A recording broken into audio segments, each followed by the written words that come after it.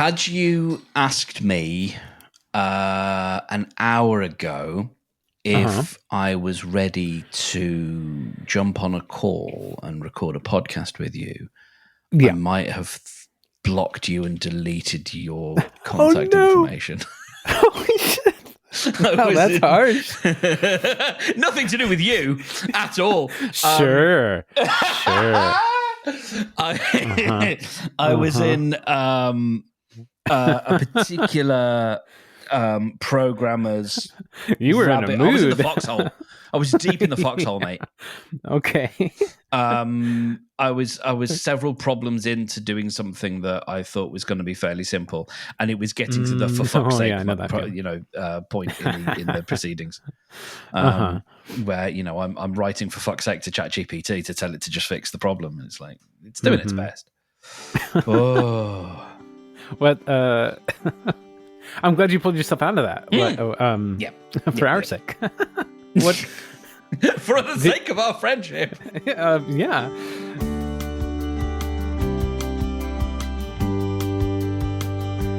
You in a funk? I feel like it's putting it strongly. I feel a little bit better than that. In fact, like I feel better than I feel like I have in a while. Like I'm way less stressed about work. I landed that job. Yeah, you did. I'm so thrilled about that, and that's quite a relief. And there could be a little bit of like aftershock of that, just being like, I don't know. Yes, après le déluge. Yeah, I had put myself in a position where I was sure it was going to come in. I just wasn't confirmed yet, and now it is like as close to confirmed as it can be without signing the contract, which.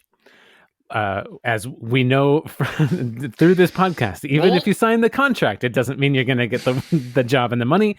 That aside, my contract is much better now, and feeling better about that. I don't know. It's just part of it is I didn't get a lot of sleep last night. Went to sleep at 11 and woke up early before my alarm. And so Margaret and I are sleeping in the loft right now, and because I'm working in the bedroom because there was some, just had to do some remodeling in the bedroom, and I'm drinking a gallon of water a day plus, and so wake up very much have to pee in the morning, and that's a long way down. I have to climb down the ladder and then walk to the bathroom, and so by the time I get there, and I'm like. Okay, so it's like 30 minutes before my alarm is going to go off. Do I climb back up into the loft and go to sleep? Try to go to sleep. I'm not actually going to get to sleep because it takes me a while. It's not going to be restful even if I do get to sleep. Or should I just stay down here and do some yoga? So I did some yoga, but it's still like I'm missing that sleep feel, So, anyways, that's way too much about my morning. No, I'm with you, man. This morning was the first in a long while where I don't know why I was doing this to myself, but so I transferred the cats to more pouches.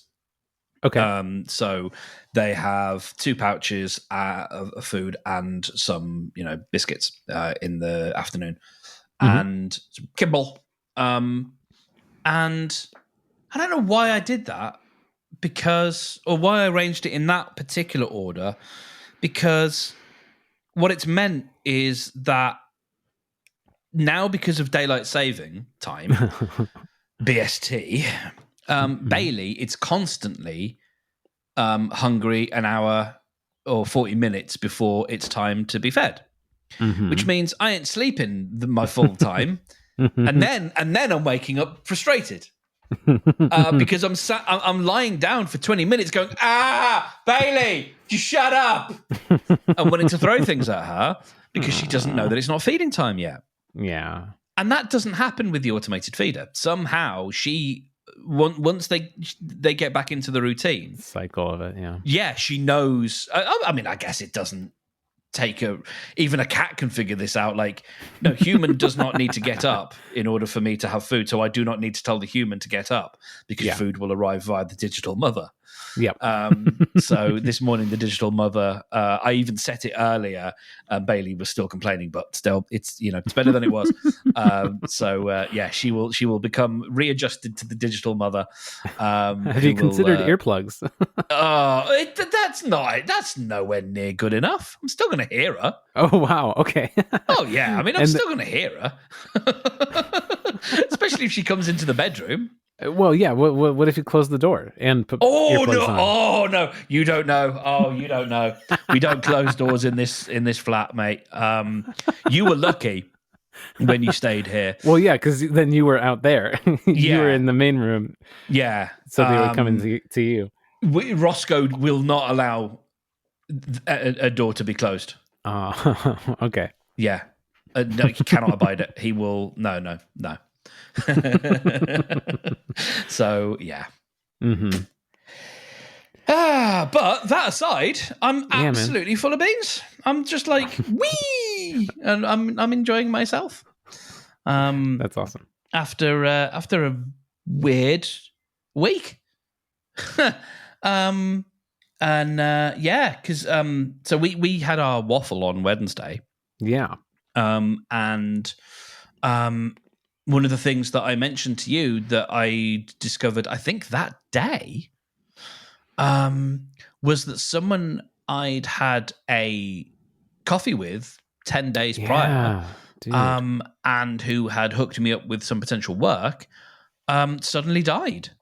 Man, that's and he was a not inconsiderable individual, and is kind of responsible for low level for a couple of things, really, in terms of people I've met over the years and stuff. Mm-hmm.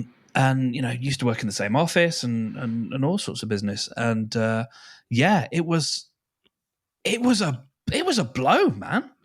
Yeah, of because you just think, we were just emailing, we were just I had a Facebook Messenger conversation with him a few days, woof.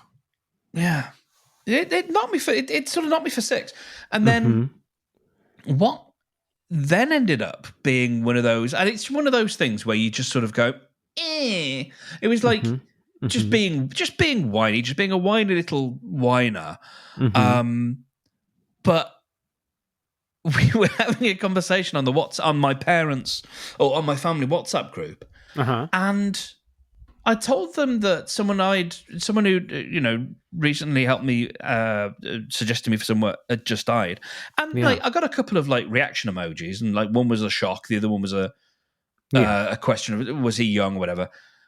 And do you know the thing that really irked me?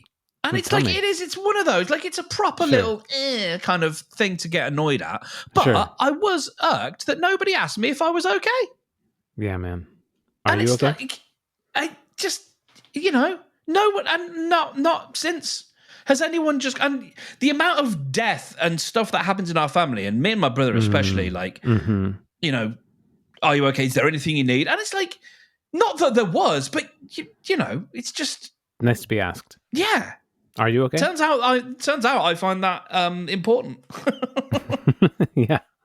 Well, it's a nine's place to feel forgotten and to feel unimportant. Are you okay? Well, there you go. Thank you. Yes, I am. And you did ask. And but the answer is yes, but a bit shaken up. And because that was the answer. It's I'm okay, but I'm a bit, and I was a bit sort of shaken up for the day, because it's it was such a, bloody, I mean, the grand scheme of things, what it means is hopefully there will be a memorial for him, and we'll go and pay some respects. And this is someone who will leave, if not a legacy, then will leave a hole. He will leave a vacant space. He's someone who, in small ways, I think impacted and touched a lot of people. In kind of doing some of the stuff that I'm aiming to do myself. And, he was at the forefront in 2008 of helping people understand what the hell social media was and what to do. And back in the days when flip cameras used to be a thing, and you could do almost sort of citizen journalist type stuff. Yeah. He was an ex-journalist, ex-BBC, like he knew all that stuff, and he was helping people work this out for free. And I came to one of the sessions. He used to run these social media surgeries, and anyone from like a community organization or whatever could turn up and learn about how to get to grips with digital stuff. That's cool. And so, that and a few other things means he will leave, he left a footprint. Yeah.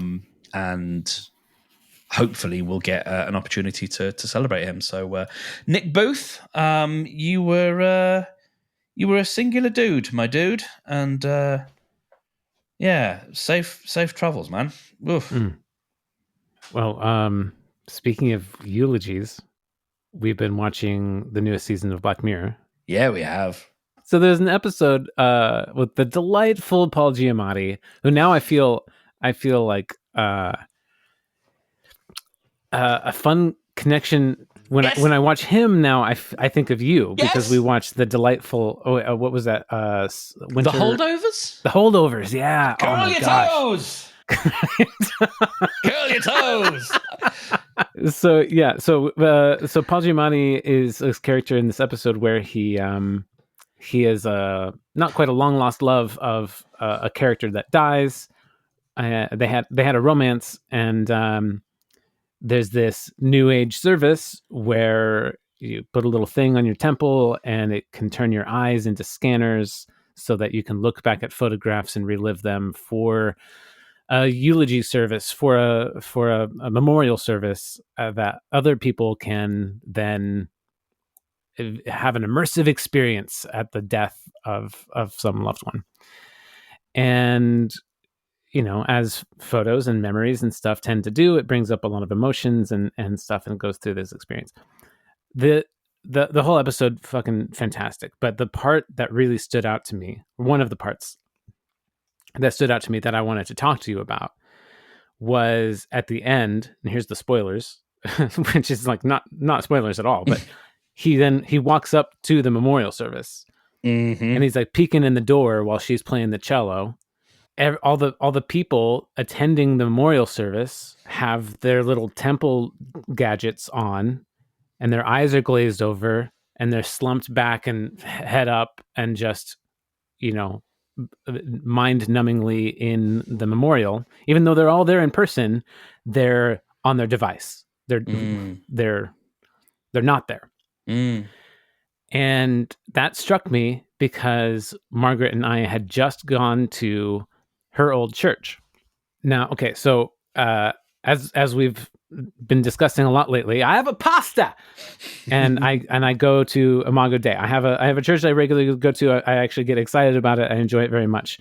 I'm not Christian, but it's fun to observe, and I like that church for a bunch of reasons. One of them being the engagement of the whole crowd, the engagement of everybody that comes. It all feels very present. We are there to be there, and it's beautiful. Margaret took me to because it's Easter week, and it's there's like a whole bunch of stuff happening at churches right now, and Margaret's been getting more excited about church. And since it's such an exciting week in church life, she's like, well, let's just do all of it. Let's she's just like going all in. And her old church had some different events than our new church has. And so she's been like going back and forth between the two. So she invited me to one of it was like a spoken word service on Palm Sunday. So we went to that early in the morning. It was interesting. It was cool to see her old church. I had been once or twice before, but this was like a different. It wasn't in the sanctuary. It was in a smaller church on the side, and it was super structured. Very, I mean, Imago, our church is also structured, but it's way more formal, way more dressed up, way more like stained glass windows and stone walls and hard pews and like rigid feeling and cold and classic church kind of feel. Whereas Imago is very much modern and warm and cozy kind of feel. And so like that and that's all fine. It's just not my scene, but that's cool. So Trinity, that's her old church. It prides itself also on accepting everybody and kind of trying to be progressive. And one of the ways that they try to be progressive is to not waste paper. Hey, that's cool. We're not going to print out our service on papers. You can just scan this QR code and get it on your phone.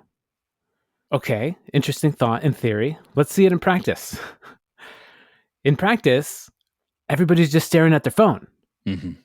I'm sitting there, I'm looking around because we get there like just as it's starting. So we just take a seat in the back and half the people or more, their faces are lit up blue from their screen. They're looking down instead of up and forward. They're curled over. Their face is blue. They have resting screen face so that this looks kind of slack and looking kind of dead. They look cold and blue and lifeless. It was striking to me. Like I commented to her right after we were there, and it's stuck with me. And then I see this episode of Black Mirror in a church. Everybody is just slack-faced, eyes glazed, facing, they're facing up instead of down because they're not holding a device, and it's on your head now. Isn't that better if we can look up instead of down? It was just the same thing, and I was just like, what are we doing? We're living in this. It's a Black Mirror. It's a mirror. It's current day. It's not the future. They're just presenting it as the future to reflect the present, and I get that. But it's like, wake up, us! Like that's what we're doing right now. Oh, it was gross. Wake up and open your eyes, which is the refrain from a book that I can't remember if we've discussed. I can't remember if I may have mentioned it to you, but we haven't discussed it on the pod. Which is a very Stephen King-esque book about the times that we are in right now and the polarization of left and right and woke and not woke and all that stuff. It's a really let's say it's not interesting because it's a very, very simple premise and it kind of just it's like a if I think about that quiche that we had. Keeper quiche. Yeah. So, once you take the pastry away, you've just got this big, thick sort of layer of stuff. Like a tall cheesecake. It's like there is a bit of structure, and then it's like the flavor is very strong, and it's sort of very there, and like there's not a lot of nuance, and it's kind of like that. So it's kind of dense and very. It's flavored like I don't know. It's a very strong flavor, but not particularly subtle. But it's it was quite good. And when you said wake up, that's the refrain from this thing. It's almost the sort of trigger phrases: wake up and open your eyes. I do just want to acknowledge, because I felt it when I was watching him. Man, I think Paul Giamati's underrated. Oh my God, I could not agree more. What a fantastic that performance. Actor. Insane. So good. So good. That is one of the character in that he played in The Holdovers. Curly Toes, like great character, and he played it really well. Yeah. And that's him being his sort of big bombastic best, and that's Paul Giamatti having fun and being, all that stuff. Yeah, I'm being kind of it's funny, it's like kind of bitter and angry, but in a different way. Yes. It's a completely different color and shade of flavor. So much more human. Yeah, so much more, just in the little expressions and the little turns of phrase and the stopping and starting and the just sort of It's so wonderful. There's So a few real. people, Yeah. so real. There's a few people who I appreciate for that. There's an actress or an actor here called Nicola Walker, who is one of my favourite. I know it sounds dumb to say female actor because we have the word actress, but I think we should be phasing the word out. So female actor. She's been in lots and lots and lots and lots and lots and lots of things, and she's wonderful. And the thing she does, she just does it so well, and it's that same kind of thing. And your man who was in unfortunately in The Hobbit and The Office, and Martin Freeman. Martin Freeman. He's another one who,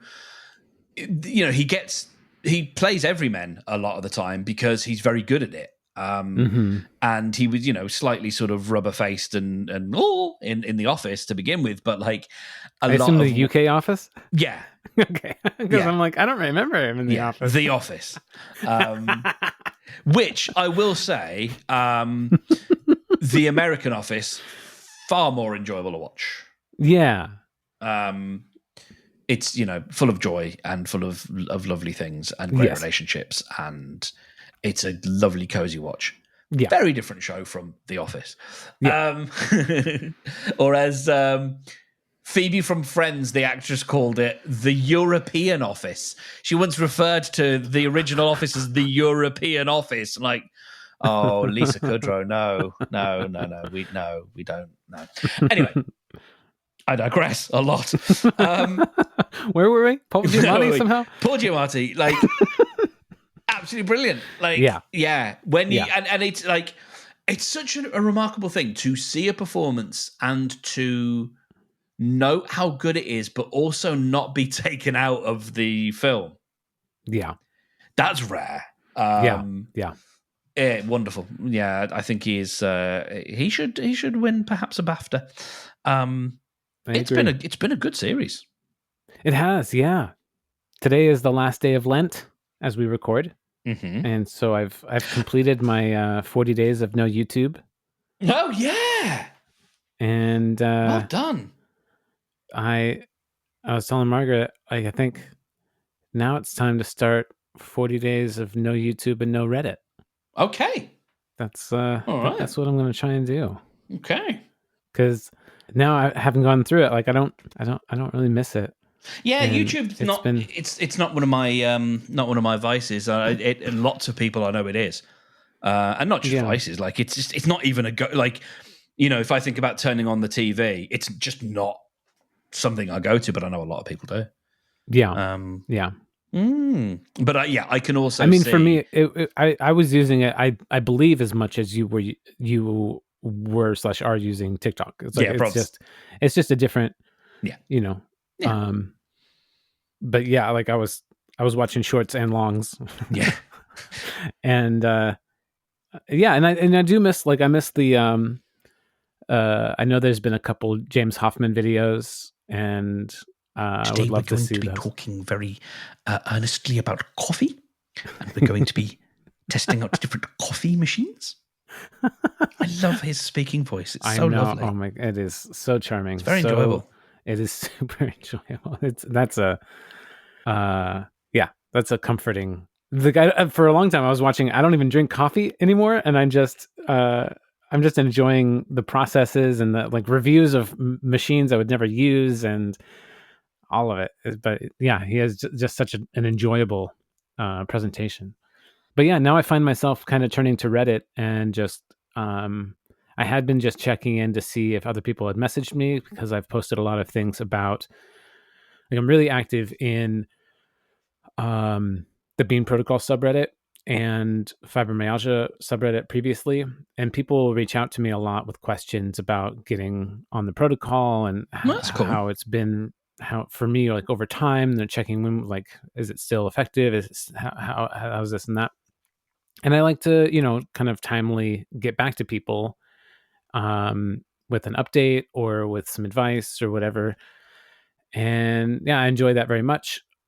But what happens is I get on there to see if anybody's messaged, and then I look at the the things in my feed, and then I start scrolling my feed, and then I spend half an hour on it. It's like, I didn't need to lose that time.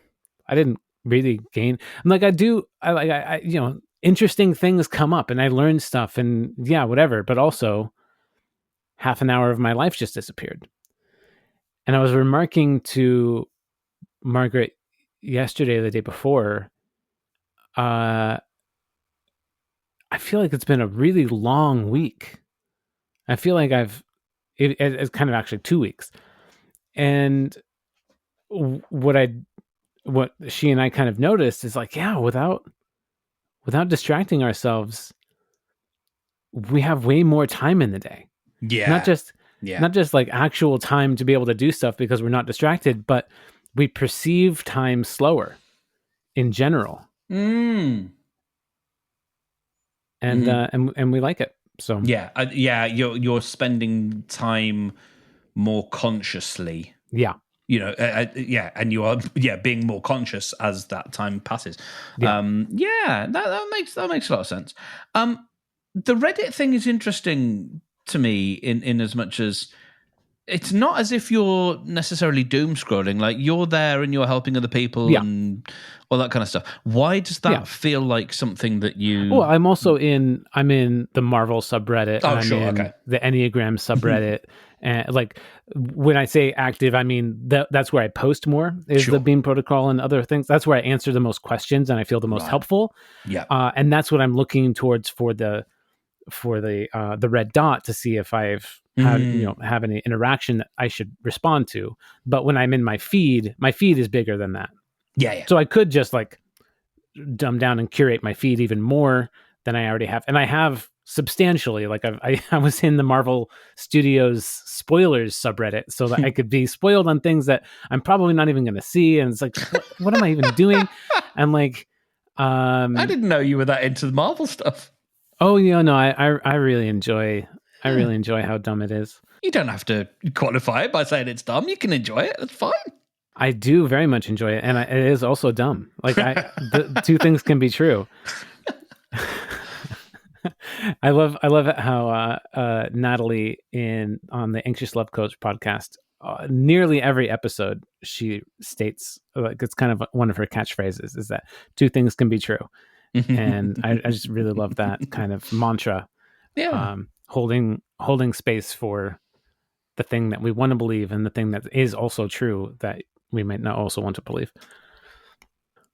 We still need to talk about the powder lady at some point. Yes. Okay. Yes, we do. Before we do that, I just want to have do a quick type 5 on Easter. Oh yeah. You have an Easter. Feel Easter. Tell me about it. I feel somewhat gaslit by Easter. Oh, okay. Over the last, 10 years. Like, I'm sure Easter was never this much of a thing. Suddenly, it's become like a big thing.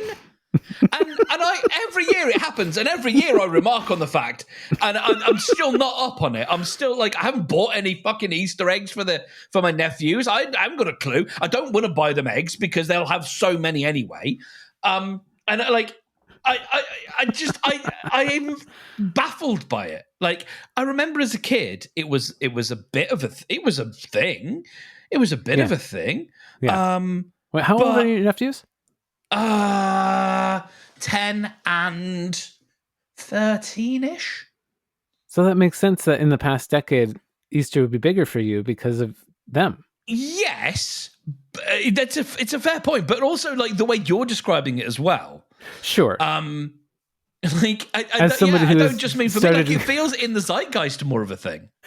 Yeah, I don't feel like I should be a barometer for that, considering like I'm not being dragged to church, but I would not be going to church if it weren't for the person I'm with. Yeah, like I got invited by her through a friend. Yeah. Like, and now now I'm bringing my mom, and Carl and Cameron are also coming to Easter service. But like, so we're all 5 of us are coming because one person invited one person. I don't know, but it's not. It hasn't been a big thing for me in my past 10 years. That's for sure. Sure. I think it's all for kids and churches. Yeah. And yeah. So you're close to some kids, and I'm close to a church. Yeah, that's it. I mean, maybe nothing's changed, but it's like I don't know. It's odd. And then But there's there's the whole shrinkflation thing now, where all the Easter eggs are tiny and cost the earth. Yeah. So your system, I think, for Easter eggs is different than here. So at least in my experience, and as always, correct me if I'm wrong. Here, ready to end. We buy a bag of empty Easter eggs, of empty plastic eggs that pop apart and are kind of like connected by a little tab. Sometimes they're not. And then you fill that with, like, you buy a big bag of like Brock's jelly beans, right? And you put those in there and snap it closed, or it's like, whatever Easter branded version of the same candy confections. But it sounds like what you buy are different. Explain to the listener what the UK Easter egg is like. The UK Easter egg is, and I do enjoy me an Easter egg. So usually it is, or almost always it is, associated with an existing chocolate brand. So you will have the Kit Kat Easter egg, or my favorite would be the Kit Kat Chunky Easter egg. And so what that is an egg, to which we will come in a moment. And then, how big is this egg? I said we will come to that. So hold your questions. Yes, I will not be taking questions at this time. So we have ourselves a cardboard box with an egg suspended in like a plastic, death to the planet, holding thing, and a Kit Kat. Back in the day, there used to be full-size Kit Kats, and you might get two. Sometimes, if the egg was very good, you would get stuff inside the egg as well. That's not really happening anymore. So now what you're getting is, it used to be that you might get an egg the size of, I want to say, smaller than a soccer ball, but bigger than a volleyball ball. Like, it's it was a good size. Like, wow. A good sort of, the distance between. Like almost the size of your head. My forehead and the where my mustache is. So you'd have a good size of egg, and it's kind of curved and crimped, and it's just chocolate, and that's it. And it's made of usually it's a slightly cheaper chocolate, but I really like. There's something about the texture and the curvature of Easter egg chocolate that I really enjoy. So what typically you do is it's wrapped in foil, and then you bash it with your fist, or you throw it against something, and then it splits open, and you have lots of delicious shards of chocolate. Delicious shards. Yeah. Title.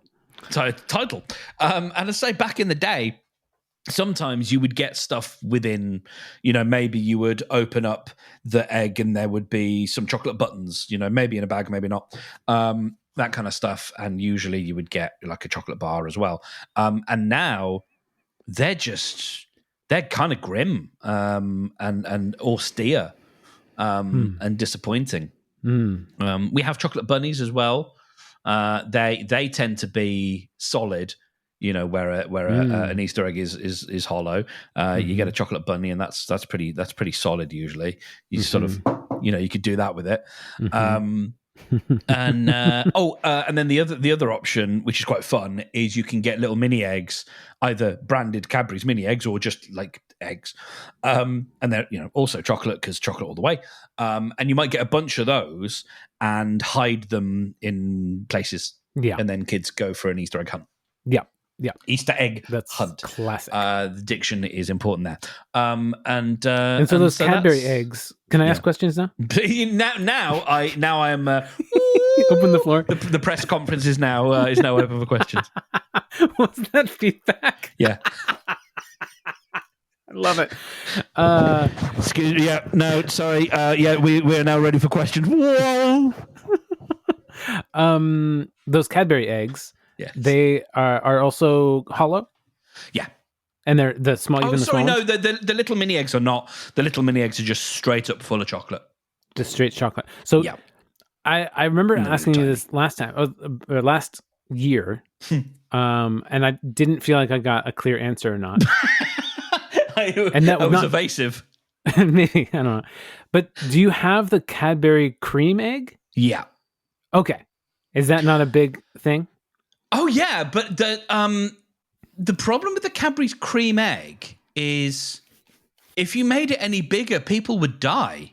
I mean, it's just fucking so it's so concentrated. There's not a lot that they would do. They might make a Cadbury's cream egg Easter egg, but it's just the same standard thing as everything else. Well, you would think because it's called cream egg, it might be special. But no, you would get like one or two normal cream eggs and then a big egg, but the big egg is just a hollow egg. Okay, so you get sorry, I do have to interject very quickly. There is a TikTok creator at the moment who is making foods but big, and he made he was like, what if a hamburger but big? And so he made an Easter egg, a cream egg, and it's fucking huge. It weighs the size of a small child, and it is full of the goop that they put in cream eggs, which it turns out just straight sugar. Oh yeah, sugar and dye. So that's the Cadbury cream egg is that's my particular favorite Easter treat. It's for us it's the size of a chicken egg. Yeah, maybe a little bit smaller. Okay, yeah. Cool. And so it sounds like y'all have a box package set thing that like that. I don't see that around as much here. I mean, I don't go to like regular grocery stores as much as I used to, but I don't remember them being there either in the past many years. The shelves are lined with them. Yeah. No, we're all mix and match. And there's like Marvel ones and all that stuff as well. I mean, we do have like an egg shell, not eggshell, but like a hollow eggs. Yep. And they're usually like the size of like, your hand kind of curled up in the shape of an egg or whatever. Like you could hold it in your hand. It's the size of like two mugs, like topped on top of each other. And also the solid bunnies and hollow bunnies if they're big. But they're not bundled with another candy. Like you just get the other candy separately. Yeah. They want to charge you twice. yeah, of course. And then they want to add sales tax on top to be confusing. I can't remember if yours is yours one of those where you have to just guess how much else that you've just got to pay when you get to the cashier. I can't remember if that was the case for you. I'm not sure what you mean. Yeah. Okay. So, you mean like in the bulk section if you're like labeling your own stuff? No. So in the UK, as you would have imagined, when you see a price tag.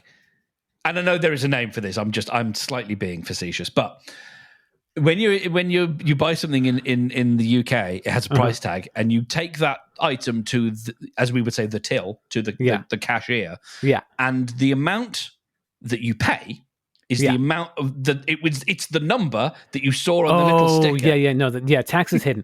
We live in Oregon is a sales tax free state. No, there's no free sales tax. We do not charge sales tax. Yes, which is great. Yes, in terms of for us we do, clarity. But it's incorporated into the price. Yeah, and if that were the case here too, I think it wouldn't be so problem. It'd be fine. It's a stupid system where you don't know the cost of a thing until that's what I remember it going into Florida, and I think Texas was the same. You go and buy a thing, and it's like, why is this? I just got to guess how much money I owe you now because I don't know. Yep, it's fucking mental. It is like life. life is so hard for you guys in such small little ways. Yeah, so true. You have to go to university for 4 years. You don't get any holidays when you're at work. Like, one of the things I have realized over the years is like, you all ain't got it that easy. No. Life for Americans is actually pretty tough. And you've got to figure out, like, I mean, I got myself tied in so many knots when I was with you about tipping and trying to do it right and trying to get the right number and not insult someone. And like, oh my God, it's so much extra work, cognitive load that you just have to walk around with. Okay. So, yes. Okay. So, you wanted to know about the lady with the powder. Tell me about the powder lady. So, a couple of weeks ago, I get an email, and it's from a journalist, and she's like, "Very glad I found you. I'm really looking for." Sounds bad from the beginning. Oh, I'm so glad I found you. I'm so glad I found. Oh God, thank God. I'm really glad. I'm looking for an honest developer. And you seem like just the sort of person. I've got this website that I want to build, and I want to expand it, and this, that, and the other. And okay, cool, right, that's fine. Let's. This sounds like ideal, and I check her out, and she seems fine. She's running a CIC, which is a community interest company like mine, where the idea is you can make all the money in the world, but you put the majority of that back into the community. And so she's got that going on, and so I think, oh, cool, all right. And so we have a chat, and this is last week, I think. And I think I've talked to you before about how sometimes whether it's a Zoom call or you just meet someone, and this has happened to me over Skype, not even like seeing someone in seeing someone's face. You just instantly go, I think I like you. You seem quite charming. And I remember when I did one of the early days of doing List Envy, there was a lady called Jenny. Jenny interviewed me for her podcast, and then I interviewed her for mine, and it was so easy. It was just such a lovely, easy conversation. And just, I was like thoroughly charmed, and it was wonderful. And I had that a few weeks ago with someone that I'm now doing some work for. And so she jumps on, and she starts telling me, so I sort of open up with, tell me why you're here. I always like to hear it from the client. Yes, we've had our email conversation and I've read some stuff, but like, I always want to hear, like, in your own words, what are you here? Because sometimes stuff has changed. Did you ever watch the drama Nip Tuck? I used to love it. Yeah. I bounced off like the last season, but I loved it. Yeah. Tell me what you don't like about yourself. Yeah. Just reminded me of that. Anyways, carry on. No. Yes, I love it. And so she starts telling me about how she's a top journalist. It was already like... just... Okay. Tell me about that reaction. I don't even know where to start. Okay. I'm laughing. I don't know too much more of I might know the whole story. I don't know, but like presenting yourself that way. Yeah. Who says that? Who even thinks of themselves that way, let alone speaks of it that way? Like unless you're boasting unwarrantedly. Which, if you have to talk in certain terms, then maybe, so she tells me she's written for all these different publications, and that's all fine. And then she, COVID happens. She talks, she's telling me about businesses or whatever she set up, and this publication that she'd set up, and then COVID happens and a bunch of stuff, and then she gets. Well, I don't know if she actually got the Rona. I think she got the vaccine and then is adamant that the vaccine, she had what she calls an allergic reaction to the vaccine. Okay. I mean, what probably happened is she got a little dose of COVID and it was unpleasant, but okay, whatever, it's fine. she reckons it did a whole number on her, which, I can't speak to her personal experience. If that's what happened, that's what happened. That's fine. It does happen. Yeah. And so it was all the vaccine's fault, and specifically AstraZeneca. She wanted to point that out. And so she had all this immune trouble, and she couldn't work and laid off, and like a lot of this, it was a lot. And you and I have our own, like, I don't know, complicated stories. There are parts of our lives that are complicated, and long. And I think when we talk about them, and if I catch myself doing this, I think I usually catch on pretty quick and try and flip things, but I don't think we necessarily position ourselves as the victim. Yeah. Not really, no. And this was a lot of victim talk. Yeah. This is all this awful, and telling me about these awful things that happened to her. Yeah. Which again, like, I don't know, one of those weird things. Like, those are words that you other people say, like, you don't say. Yeah. Fine. And then she discovers this, what I can only understand to be a sugar water, which is quite literally what a placebo is, but okay. And it's presented by this Dr. Ramachandran, or it's not Ramachandran, but it's Ramahadran, something like that. And I end up looking it up. And at that moment, my sort of spidey senses start tingling a little bit. And she's saying how it's this wondrous cure, and she keeps taking it, and it's a little tincture you take under the tongue. And she showed me taking it, which, I mean, she demonstrated for you on the call how she takes a tincture under her tongue. Yes, walk that thought through with me, because I'm wondering if we're at the same point. My thoughts are how do you express slack jaw hitting the floor? Just like, what? Why would yes she? It's cooler. She's contacting you to build a website for her. Yeah.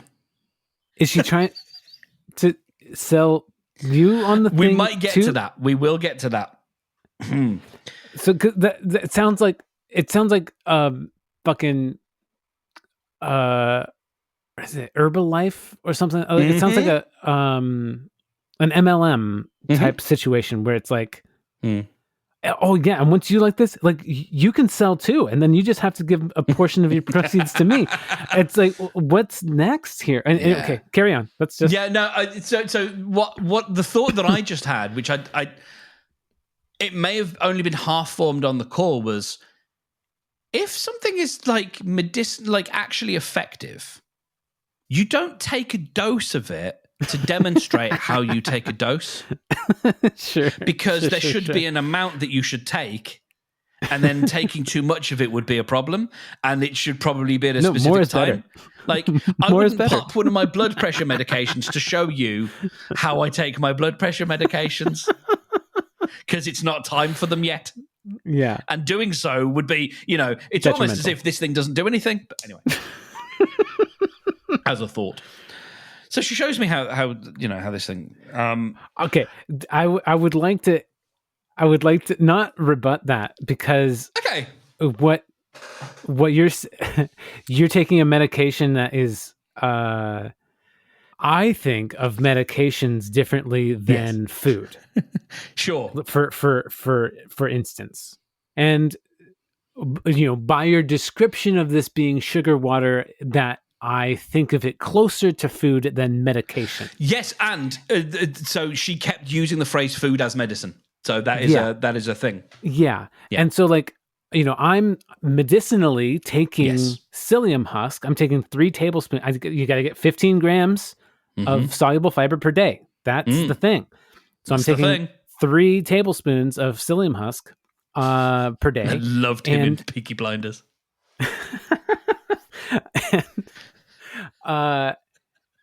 And I could totally take more. Like that wouldn't hurt me to take more psyllium husk. So in that regard, like, and I would demonstrate, I would put a teaspoon or a tablespoon in a glass of water and shake it up and show somebody like, this is how it's done. It's that easy. You just guzzle it, like whatever.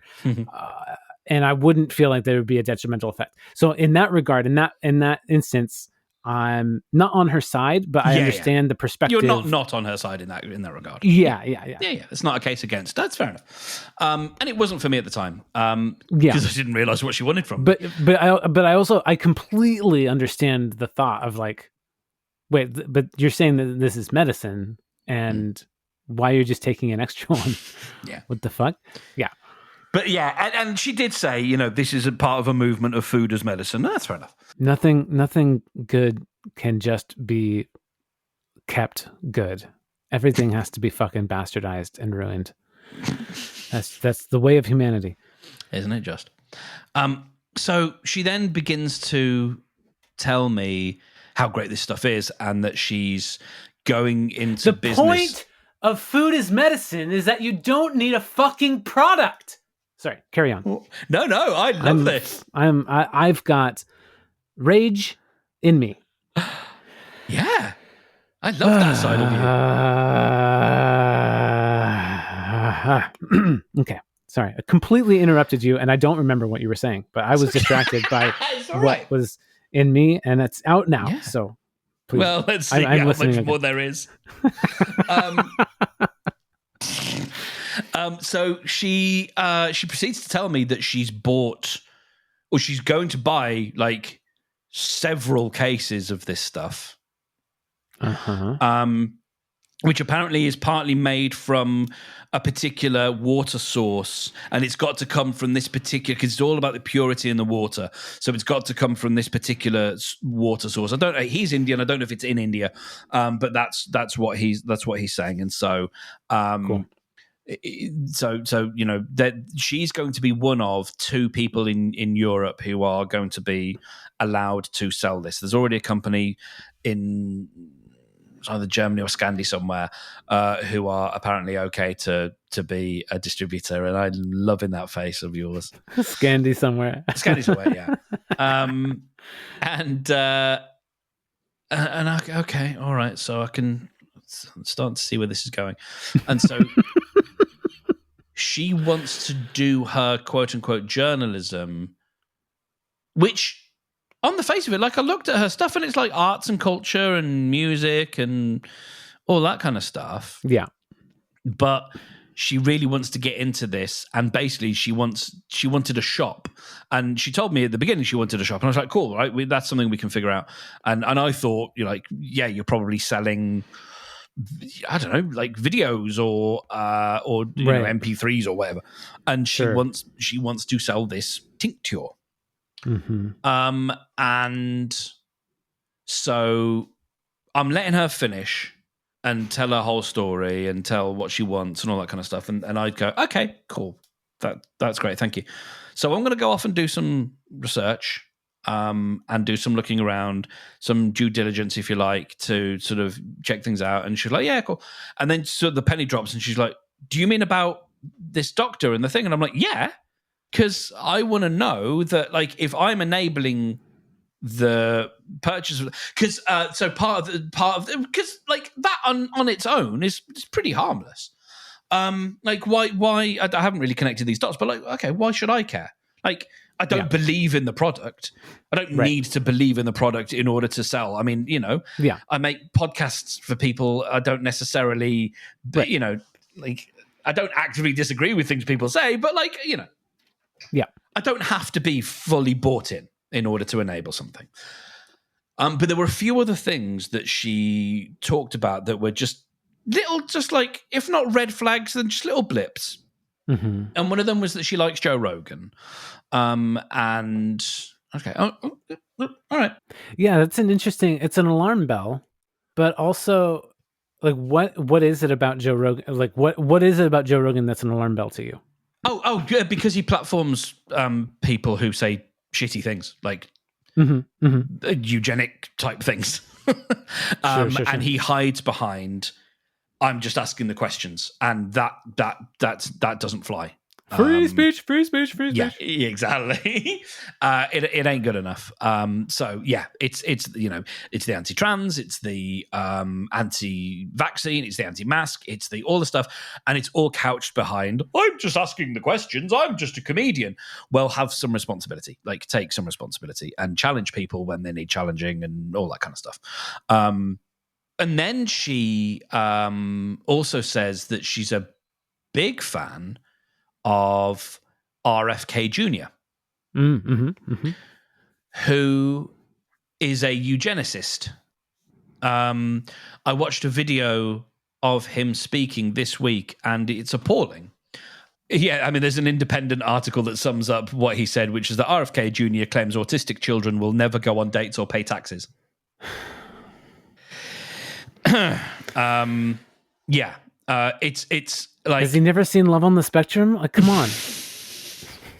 That's a bad joke. Yeah. It's yeah, and I watched a lot of the video, and yeah, the things he was saying, just making up about a large group of people, that they will never contribute to society. They will never. I mean, I saw a rebuttal to that yesterday, which I thought was quite good. It was like, what you're talking about there is they're not doing capitalism right, and that's why they're a problem. They'll never pay tax. Like, that's one of the things that you said, is they'll never pay taxes. So basically, what that means is they're of no use because they won't do capitalism right. Yeah, and that's the selection of people based on genetic. Yeah, he's a eugenicist. Yeah. So I was like, I'd already known he was a bad dude anyway, but then it was only like a couple of days ago that this video surfaced, and so I'm like, okay, I need to just get off this call because she's a crackpot, and the people around her are crackpots and quacks, and I don't. I'm out, and I'm not going to enable that. And so, I said, listen, I'm going to do the due diligence, which I did. I didn't just hang up and say, well, that's the end of that. I actually, I did look into it, because I'm not the kind of person who's going to be like, well, that all smells like bollocks. Let's assume it's bollocks. Like, I tried to do some digging. And she was a little bit like taken aback that I was going to do that. I think I might have been the first person, because she'd tried one or two other developers. She'd had a developer before who ended up being too expensive or something, and then she'd had one who was in Switzerland or somewhere who was going to do it and then backed out because he got another gig and couldn't fit it in. And so I think I was the first person who was like, yeah, no, this isn't just a placebo. The things you're advocating, the people you align with are actually dangerous. And so, there's a whole lot of stuff here. She mentioned it can cure cancer or it can treat cancer, and lots of other things. And so, like, again, I'm just going. I already knew that there were tons of problems with RFK Jr. before hearing that he was a eugenicist. I didn't know about that, and that's really incredibly troubling. Also, because humans are complex, he does understand how parts of our medical system are broken, and he does have a desire to change things in a way that they probably should be changed. And it's just so frustrating to get such imperfect packages of people to be hoisted up to the top and into the limelight and as our choices for who we vote for, who we can't even vote for. Yeah. Anyways, just vamping while you're searching. And it's one of these things, and it was clarifying for me, because it helped me understand, actually. I'm open-minded, but I'm not infinitely wide open, and actually, My vagina is 8 miles wide. Absolutely everyone can come inside. Thank you. You're very welcome. Storm Launch. Yeah, I'm always gonna err on science. And I'm gonna trust the science, and it's something that we talked about a few weeks ago. Yes, we can have the conversation about capitalists, what it does to studies and the issues that they have there, but that's all part of the discourse. That's the point, is that people in the scientific field will then try and rebut that. Like it's all part of the discourse, rather than having a reckon about something. Of course. And so, it helped me sort of realize that is where I come down on stuff. And I don't know how much actual science there is in what RFK talks about, rather than stuff he reckons, or stuff people close to him reckons. So I ended up asking, so I'd done Google searches to look this guy up and check his website and stuff. I'd looked at Perplexity to help me sort of sum a few things up as well. And then I went for the slightly more like emotional question of it all to ChatGPT, and I said, a client of mine who, quote unquote, really likes Robert Kennedy Jr., unquote, and Joe Rogan, wants to sell something called Metadicol, developed by a guy called Raghavan, whose work has apparently been, quote unquote, censored. Am I right to be nervous? And it went straight back with, you're absolutely right to be nervous. Trust your instincts here. And sort of, went through some of the red flags. Now, as we know, like ChatGPT will side with you. That tends to be what it does. And so I actually kept digging, and I kept asking more questions, and trying to get a little bit further in, and get some resources and stuff. And it was just none of it looked good. Like basically, because of, again, like science, you can't prove a negative, but so I can't prove that. I can prove that there isn't enough evidence for the things he's saying. Sure. If that makes sense. Yeah. I can't prove like that it's actively bad or it's actively whatever, because that's harder to do, but I can look and it was one of the interesting things. Like, so I ended up writing back to her that day, and it was like very shortly after, and said, "Listen, I'm not your guy. Wish you all the best, but I'm not looking to work with you on this because of this." And I didn't like cite sources or anything like that. And she wrote back, and she was like, "Thanks for letting me know." And I think I cited that he's a doctor. He's not a medical doctor. He's a chemist. Which is perfectly valid, but like I would appreciate someone with a medical degree, someone who practices medicine, not just someone who creates chemicals, to be able to talk about stuff that is medical. And she sort of, her last thing that she shot back was like, his work is listed in this journal listing website, which is like, the like Library of Congress equivalent of, medical journals. I can't remember what it's called, but it's a proper thing. Yeah.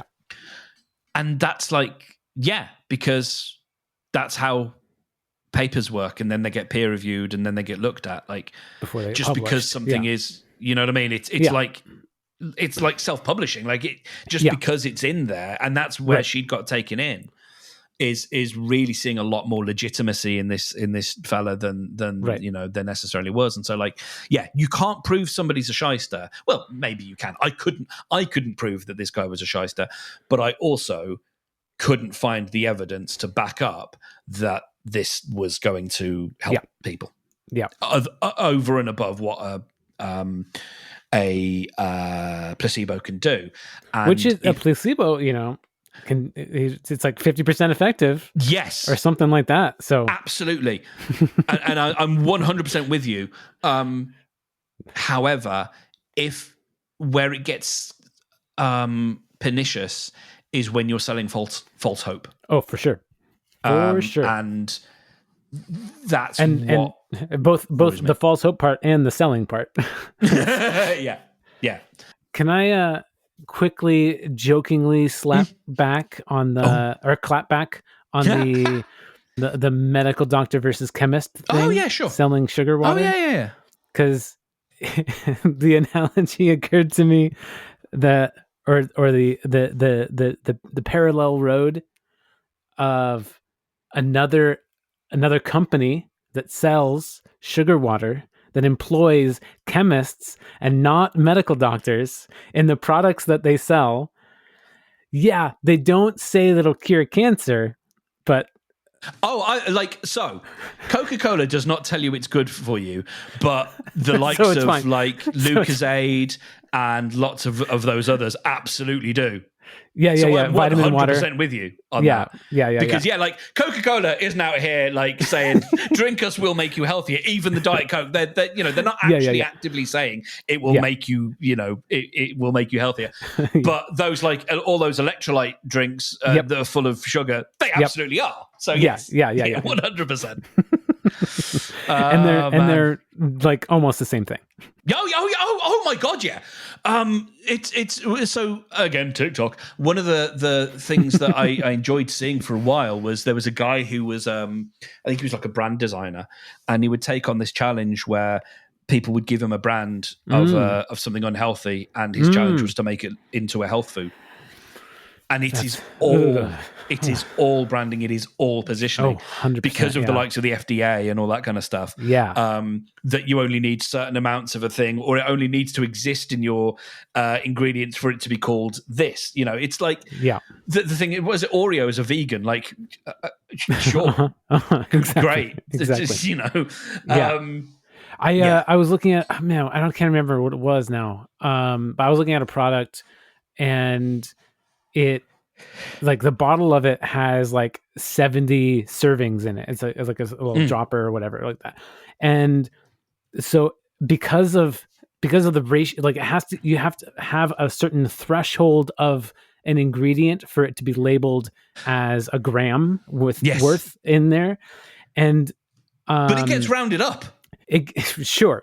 Yeah. But if it's below that whatever threshold, it can say that there's 0 in there, 0% even. Tic-tacs. And then you look at the ingredients, and it's the first ingredient. It's the most thing is sugar, and it says there's 0 sugar in it. Title.